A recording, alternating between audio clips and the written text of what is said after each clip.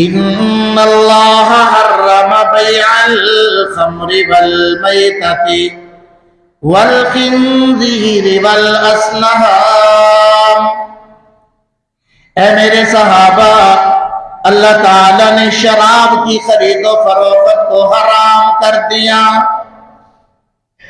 مردار چیز کی خرید و فروخت کو اللہ نے حرام کر دیا، خنزیر اور سور کی خرید و فروخت کو اللہ نے حرام کر دیا، بتوں کی خرید و فروخت کو اللہ تعالیٰ نے حرام کر دیا۔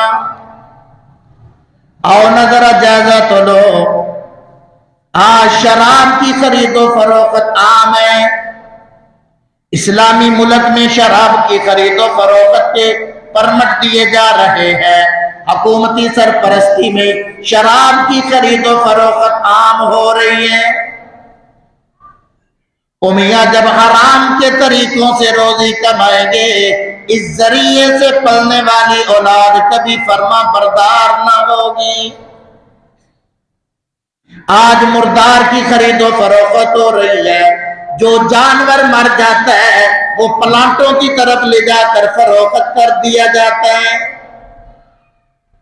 آج مری ہوئی بھینس کے سودے ہو رہے ہیں، مرے ہوئے جانوروں کے گوشت کھلائے جا رہے ہیں، مرے ہوئے جانوروں کی چربیاں پگھلا کر ہمیں کھلائی جا رہی ہیں۔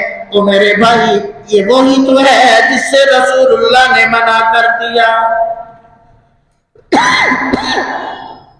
آپ نے فرمایا اللہ نے مردار کی خرید و فروخت کو حرام کیا۔ ہم جائزہ لیں، کیا ہمارے معاشرے میں مردار کی خرید و فروخت نہیں ہو رہی؟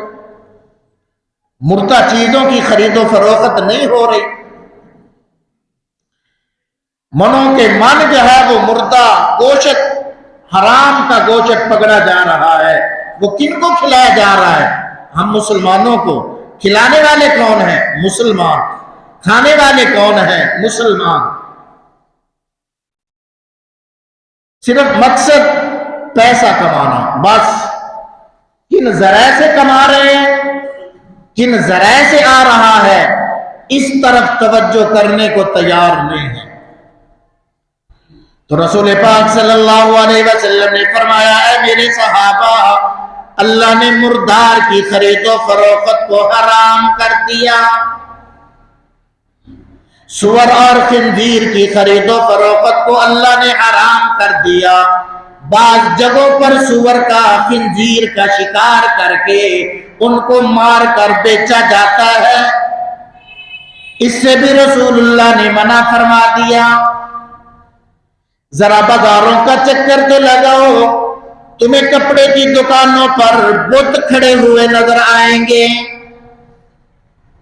آج کپڑا بیچنے کے لیے دکانوں پہ بت سجا دیے گئے، آج اپنا مال و اسباب بیچنے کے لیے بتوں کو اپنی دکانوں پہ رکھ دیا گیا۔ رسول اللہ فرماتے ہیں، اے میرے صحابہ، اللہ نے بتوں کی خرید و فروخت کو حرام کر دیا۔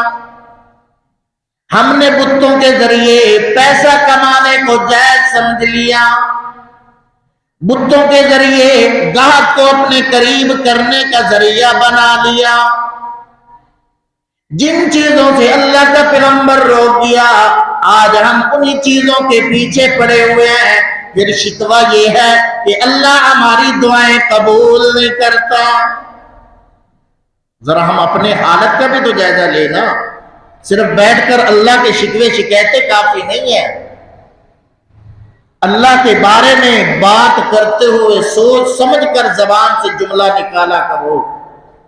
ہم اپنے حالات کو بدلنے کو تیار نہیں ہیں اور بیٹھے ہیں اللہ کے شکوے کرنے۔